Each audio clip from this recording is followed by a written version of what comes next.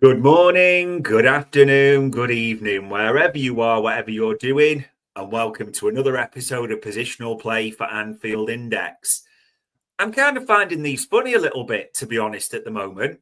Play shit, get Barts to analyse it, talk about winning the game. It's been an interesting start to the season, hasn't it? And this one kept up with the key theme. And for all the things we're going to talk about, 4 out of 4, 12 from 12. Liverpool sit pretty at the top. So here we are with all our problems at the top of the league, as they say. But there are a number of things to analyse. Let's put it that way. I am, of course, as joined by Barts, and I'm going to introduce you a different way this time, Barts, because normally we're going to talk numbers, stats, analysis, and everything. But for the record, I know you are a massive nerd, but that green kit, by the way, even you've got to appreciate that. Oh, mate, it's already on order. I was waiting to see it in the flesh, but it's on order now. All the kids and me have got it on order. Yeah, it's amazing. Look at that. The green kit, the choice of nerds, the choice of hipsters, the choice of everyone you can imagine.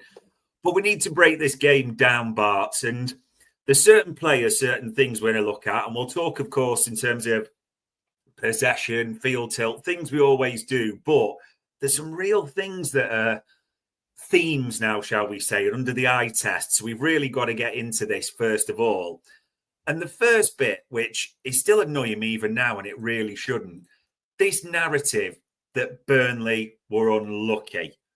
And that was parroted throughout the coverage on Sky and different places. And even now I'm still saying seeing people reference that Burnley were unlucky. But I'm looking at this stat. I'm looking at many stats that you've got. We need to myth bust the hell out of this. Burnley were not unlucky, were they? No, they weren't. I mean, I think they were unlucky not to get beat by more. I mean, I think there's two things to look at, isn't it? People look at a game and go, right, well, what's the clear chance, right? And that's a fair thing, right? You know, was there many opportunities for us to score from the naked eye? But on to counter that, we still had 3 big chances by Opta standards, right? Which are fairly tight to do. So they consider that we've had 3 big chances where normally you'd expect to score 1 in 3, right? We did score 1 in 3, but one was a penalty. So there you are. They blocked an absolutely just an astonishing amount of shots. They blocked over half our shots, right? So you might think, well, that's just good defending, but that's very reactionary, right? And yes, they're getting around, they've blocked the areas up, and they've made it very difficult. But we got 27 shots off, right? So 14 of those were in the penalty box, and as I said, over half were blocked. So you've really got to break that down. Yeah, okay. We had 70% pen possession. We had 90% field tilt overall, and a large majority of the second half. I'm going to be honest with you, it was pretty much 100% field tilt. Like we were just in their half, packing them in, saying, right, it was just working. And I think, you know, XG of 2.64 to their 0.14. Now, obviously, non-penalty is only 185 to 0.15, 0.14, but that's still a huge difference, right, in terms of a lot of the metrics. Yeah. And if you really don't want to take that on board, okay, all right, well, let's run it in. So let's look at that game in 10,000 times we run that, right? Liverpool win the game 95% of the time. Yeah. In 10,000, and the top score in the percentages was 2-0 Liverpool, with 3-0 being not far off 5%. So to say Burnley were unlucky is just, you know, if Burnley won that game 1-0, for example, that's 0.38% in 10,000 that they win that game. So it's just not computing to me that's a luck. They were unlucky. I don't think at any point of the game were they on top in any metric, right? So we talk about how teams. One of the things that we've had problem with, but better for the last 2 games, is stopping the opposition convert threat to XG. And for here, we kept that all the way down at 23%, right? And we got ours up to 40 odd or 60 if you include the penalty. So, there are things that we've moved the right way. So for me, that myth of Burnley are unlucky is just a Sky narrative, I'm afraid. And people of the channel should know that we just don't accept that kind of stuff from Sky. It's just not an unlucky result. Was it? I don't even think the penalty was unlucky. Even Parker said in his post-match that it was a penalty. So I'm not sure at any part of that performance was it unlucky that we walked away with 3 points, personally. Yeah. And I mean, I've tried to sort of move players around as best as possible. That I know you'll have the stat because you've probably seen it on Opta. During that second half, Alisson could have gone for a fag and a Kit Kat, couldn't he? The ball doesn't actually go in our box. So they don't have a touch in our box the second half. And literally, the 2 sets of teams did their best to kind of represent London or Tokyo in the sense of how crowded it was. You could just have thrown a blanket over them, couldn't you, second half especially? Yeah, 100%. It was so tight. I mean, those who look through the channel and look at some of the stuff that we put out in terms of viz and the rest of it, if you look at the touch zones that are in the pack, the second half one, as you said, it is just literally all of our areas are in the Burnley half. It's just not even funny. First half, it's kind of you've got your usual centre halves are a bit half and half. Your fullbacks are half and half, and you've got your front players in. But then I don't know what it is. Second half, they just came out and basically went, "Well, we're going to play in your half." And you can try and do something about it, but we're going to play in your half. I mean, Alisson's average position in the first half is in the right half space, if you know what I mean. So, as in the attacking right half. So it's like where he's just there. So that's how much Alisson's like, do you know what? I'll have a little wander around here to try and keep himself occupied and be the outball. So, it's a phenomenally dominant positional territory, if you know what I mean. I do a little plot where you look at the conversion of possession to field tilt, and normally there's a bit of an up and down, and you get some regulation where we haven't been able to convert possession to field tilt. In this game, we've converted it all into field tilt. It's just ridiculous. The territorial advantage we had was just supreme. In that second half, we just went from being good to excellent, and I thought the tempo second half was a lot better as well. I thought we were more on it. Our passing was sharper. So I just again goes back to the thing about lucky. It's just not a thing. It's just not I just can't accept that was a thing, you know. But so there you go. Yeah, we were effectively playing half a game of football, which will do wonders for the fatigue index, right? Yeah, true, actually. It'd be nice if we didn't leave it till late, but you're right. Let's look at the positives in that sense. And you're right, especially the second half. Big changes because Robbo comes on at the end of the first half. As we know, for Kirkaz, he's having a bit of a nightmare in this one. Conor Bradley comes on as well for Alexis McAllister. I mean, in terms of, we always talk about, we should mention big chances. There's a reason why we win this 95% of the time. The 2, I think, in the box, Konate, if you remember, he misses a header from about here, doesn't he? Where it's just like, if it just hits his head, that goes in. And then the other one is Chiesa late on, doesn't he? Has one where it's crossed brilliantly by Robbo, and he should just nod it in, basically. There's no other way of saying it. Was it just the 2 big chances, or were there any more? So obviously the penalty is a big chance. And then you've also got, I believe, where's Robbo's?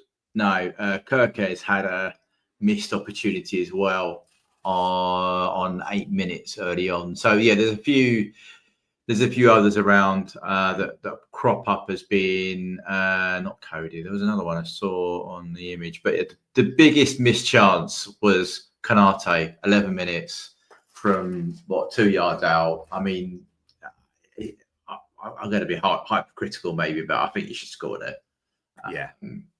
he's just got to nod it down, and he's beating the defender. The keeper's nowhere. He's just literally got to nod it down, and that's in. So, yeah, there's no others that are really high apart from the Chiesa one, as you pointed out, and the penalty. So, and the Kirkes one just about just on the edge of the 6-yard box. I've got it, but on 8 minutes. But yeah, so a few varieties, should we say? But I think over and all, again, you roll it back.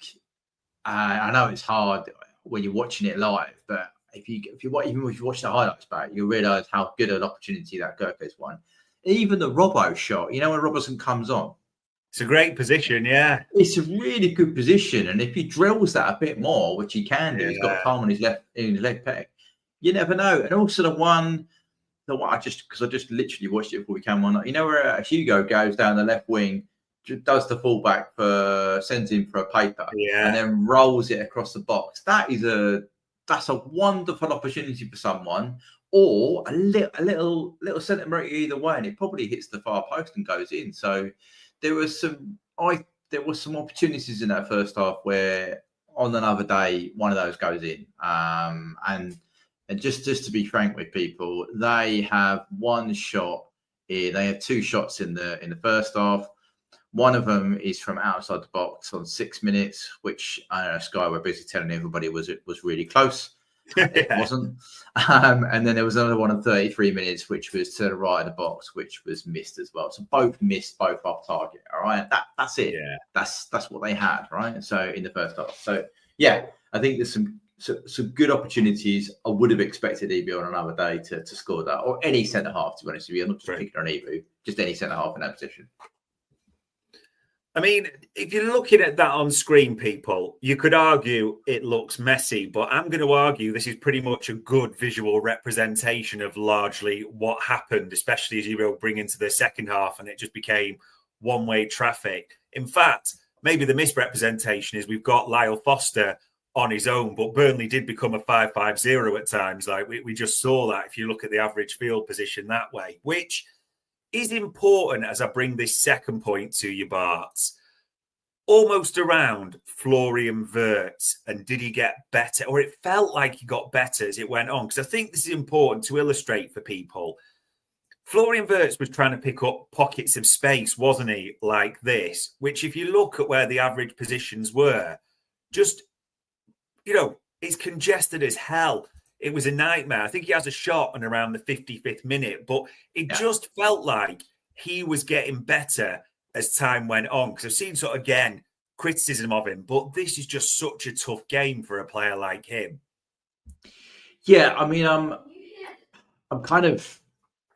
in 2 minds with this, right? Because we've said that exact phrase you've just said, I would say nearly every game of the season, right? So, right, this is a tough game. It's a tough league. So I think there comes a point where he has to start doing things, right?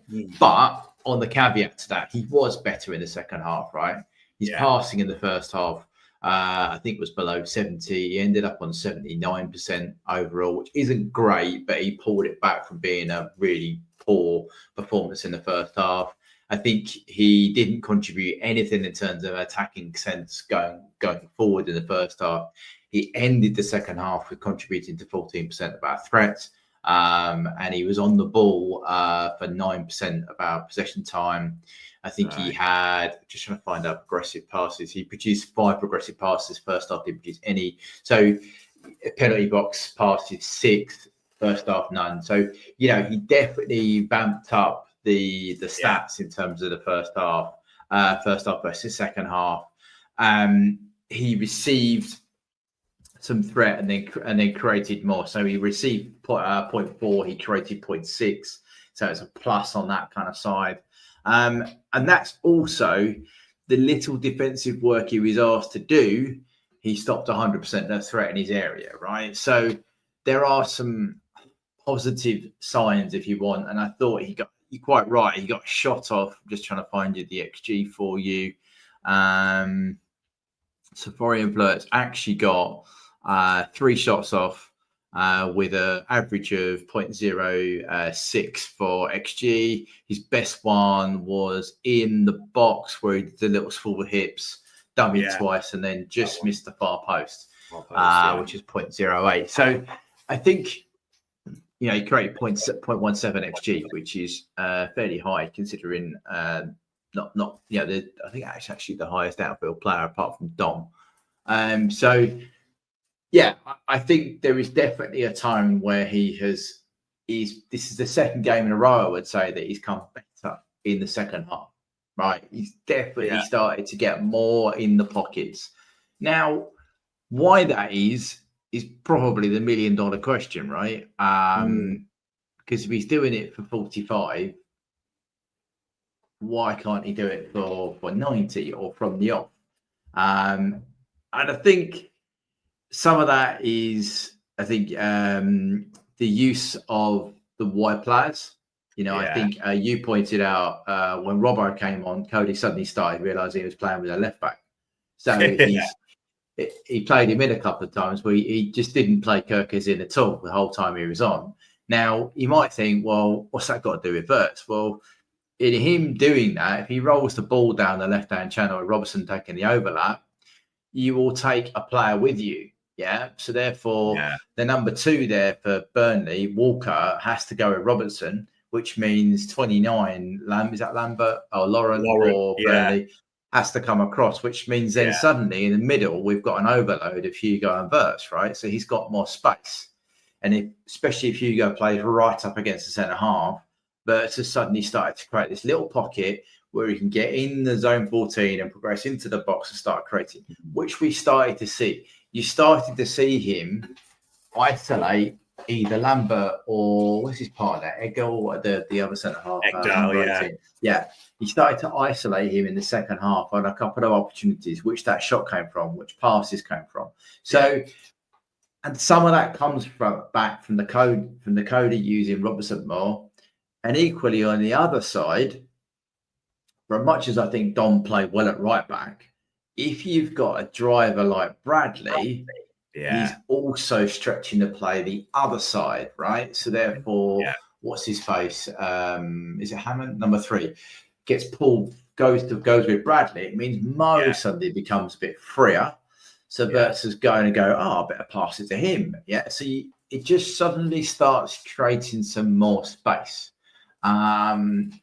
which, as a player that we know now, Wirtz needs that. But any player needs space. But if you're trying to distinctly operate between the lines, you need him to be able to have more than half a second on the ball before someone's coming in to tackle him. So, and you do that by creating runners outside and movement, which then means that he's less likely to get tackled straight away.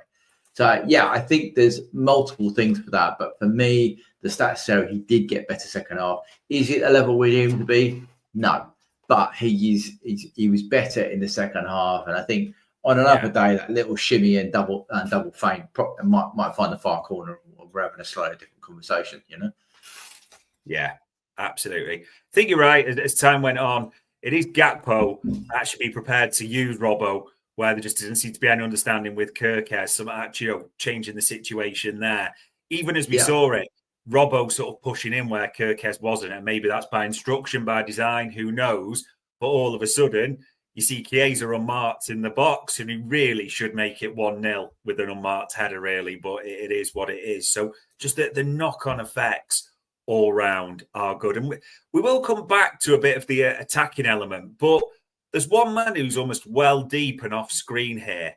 I thought Ryan Gravenberch was brilliant, Barts, in terms of the skills and knocking it over people's heads somewhere around here in the middle of the park. But the interceptions, the passing, the swivel of the hips, the drive, even the odd volley from inside the box at times as well. It felt like Grav, I've got to be honest, man of the match for me.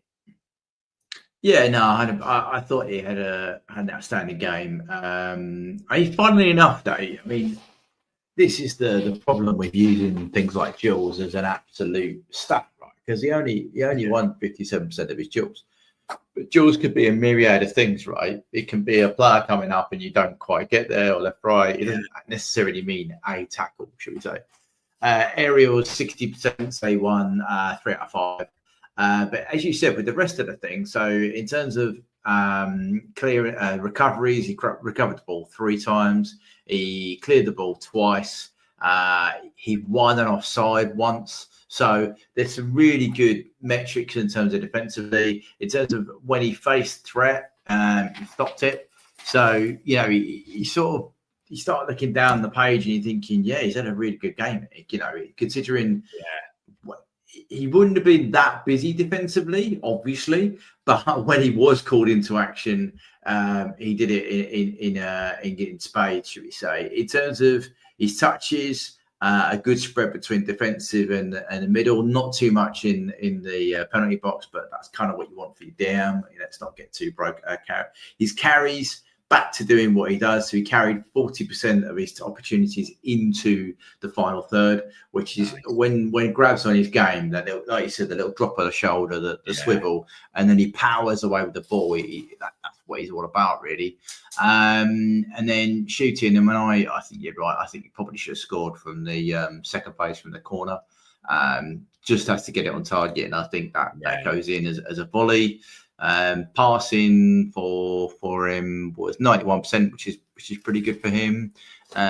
Progressive passes 2, final third pass is 35. He's passing. He's good at passing, but he's not renowned for that. That's not his game. He's not going to ping it. You know what I mean? So So I thought some good stuff from him, and he contributed 6% at threat. So not a bad game for him, to be fair. Not at all, and probably. With Van Dijk, his only real competitor. Canate wasn't bad.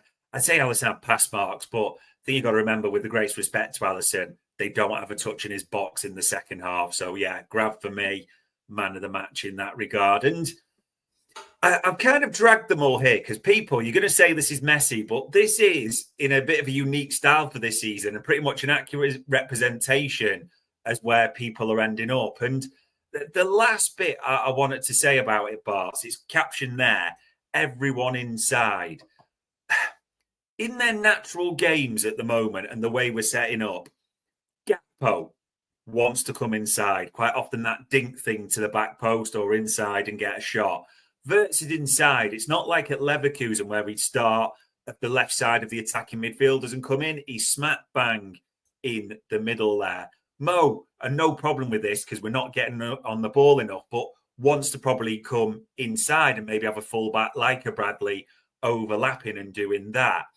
I suppose that the reason I've got them here, and this is important to say, Barts, is there's some late changes. Gravenberch drops back, Canate comes off, and the 2 subs, we bring speed on straight away, don't we? As in, Jeremy Frimpong almost goes right to the wing, and that drags almost Hartman with him. Conor Bradley a little bit inside. Florian Wirtz goes off as well, and Rio Ungamoa also. Now, I know they look offside on the diagram, people, but it's more just about stretching the play all of a sudden, isn't it, really? In terms of Burnley go super, super deep. But did you not notice, and this is the final part, I'm not saying that, this is not being derogatory of other players, but just all of a sudden, Ungamoa and Frimpong, speed on the pitch, first of all, so it's not all one pace. But also, do you remember there's that bit where Ungamoa knocks it across the box to Frimpong and he has a shot and it's kind of blocked? They just added some width and pace. And it was almost, can we see it in this game? Up until that moment, it all kind of feels like one paced. Everyone wants to come inside a little bit with what we've seen so far. Yeah, no, you're right. Those 2 particularly, I think, to the quickest players on the pitch. And I think Burnley were really not quite out on their legs, but they would have been tired at this point because people have maybe they don't, but there is an assumption that if you defend like that, it's not hard work because you're not being asked to do much. But the mental preparation to keep your distance, because you're literally 5 and a 4 with 1 popping in, you've got to make sure you're always 8 yards away from the player in front of you and to your side, right? That's what the whole thing is about. And then if your player comes in, you've got to block, and then someone else has got to react to make you do it. So as mentally, if not physically, you're doing sideways and the rest of it, you're tired. And as you said, when they dropped really deep, one of the reasons they did that, because of the speed, we would play them in, and they know that our two youngsters are incredibly gifted on the ball. So it's not like you're knocking into channel and saying chasing it. They're carrying it at pace into there. So you can't just risk an offside. We've got to go with them. And if you do that, as I said, you shift the whole lot back, because as soon as the fullback drops deep, the back line has to come level, because otherwise he fizzes that across the box and you've got almost 5 players in a foot race. And there's only so many times you're going to win that foot race if the ball is continually played across. So that was, I think, Slot being really smart, because he basically put them both on, forced them back even deeper. And then we were effectively almost in their box. We were on the edge, passing it around, saying, right, go on, and you have a shot. You have a shot. You have a shot. Because eventually something is going to happen. It's either going to drop to a player like Chiezu sat on the penalty box who just smashes it home, or, as happened, someone's going to do something stupid and you're going to get a penalty. I'm not saying it was stupid. It was hit in really close range, but that all came about because you managed to shift the whole Burnley team back into the 6-yard box. So then when Mo's finally got an opportunity to have a shot, I can't remember Mo, but it's literally fired at him in the box, right? Yeah. But if you hadn't done that, if you hadn't done that, right, they'd have carried on being on the edge of the box, and the best you would have got is a free kick. But because you've pinned them all the way back into the box, they're then like, right, I can't take you down, so I've got to stand there.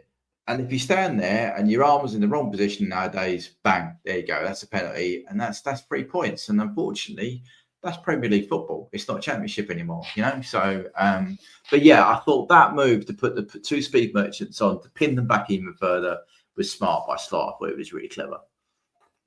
It did just change the game a little bit, and I know people are going to say, "Well, actually, hold on." The red card changed the game. The nature of things changed the game. And I get all that, but just those big changes. And I just like to move them all around. Doesn't matter too much, because the main man, Mo Salah, takes that penalty for the win. And we stick that visual on there.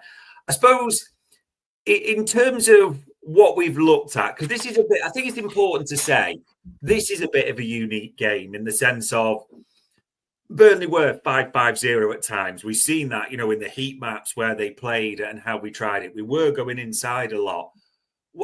If you look at it objectively, what do you think from this game is the biggest thing that Slot will take from it ultimately? I mean, that's the question and ask, because he's not going to get this kind of game again. I think I would hope he's a bit more proactive in making a decisive change. I would suggest, and I'm being hypothetical here, if he'd done the last 2 changes earlier on, we would have increased the pressure for the last 20 minutes, 20 minutes, rather than the last 5-10, right? And therefore you might have got the result earlier on. And then once you get one, the thing that could have happened is Burnley would then try and come back at you, and we would have nicked them on the transition and got another one, right? So there's just things I think he would have thought about. I also think maybe the change of Dom into midfield. I know he's never going to do this, but continuity of selection is a thing that won him the league title, right? So he's never going to make that massive change. But I do wonder if he'd had his thought process again, if he'd gone, right, I'm going to start Bradley at right back, right, because he's fitter than Frimpong. Dom can go in midfield, because Mac was okay, but he wasn't. Mac's never great after international break, right? He's travelled too far. So I wonder if on another day he starts Bradley because it can give him 60, and then Frimpong comes on later on and gives you the last little bit. You've got Dom and Grav in midfield.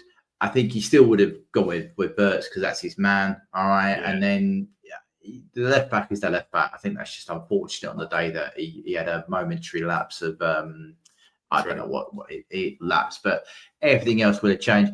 The other thing that I wonder, and I hope he's on the training ground, is just to sit with Cody and say, look, you're not helping play here.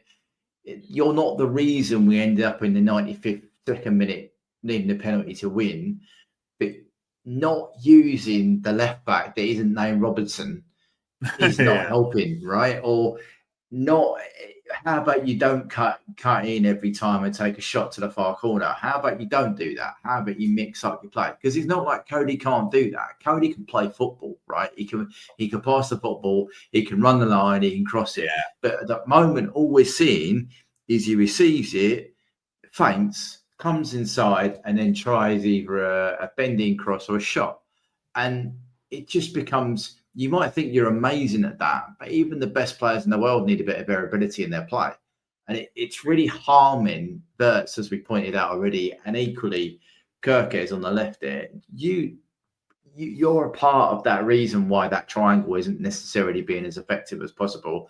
And to a degree as well, Hugo didn't get as much space in this one. So I think hopefully from this, he would have maybe made slightly earlier subs. Starting, it'd be interesting to see what start. I mean, I know Atletico is different. He would have already had a plan for Atletico midweek. And the other thing is, I hope he has a chat with Cody and they try and sort out whatever is going on with his game at the moment. That isn't the Cody the Cody we saw last season. Had variability in his game, had variety, had the whole lot. So yeah, I'd hope he worked on that left side a bit more, because it's becoming a bit of a problem at the moment.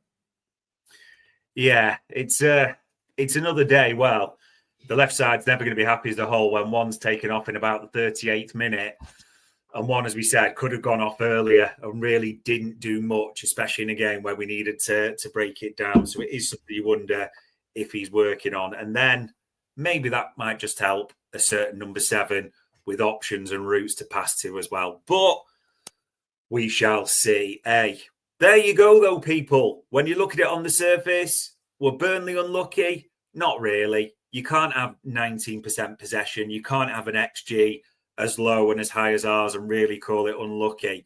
Wirtz definitely got better later on. The run and the dribble, they're just the passing, everything all round. Let's see if we can see more of that from the start. Ryan Gravenberch, without doubt, man of the match there. Closely contested by VVD, but Grav was pretty special in this one.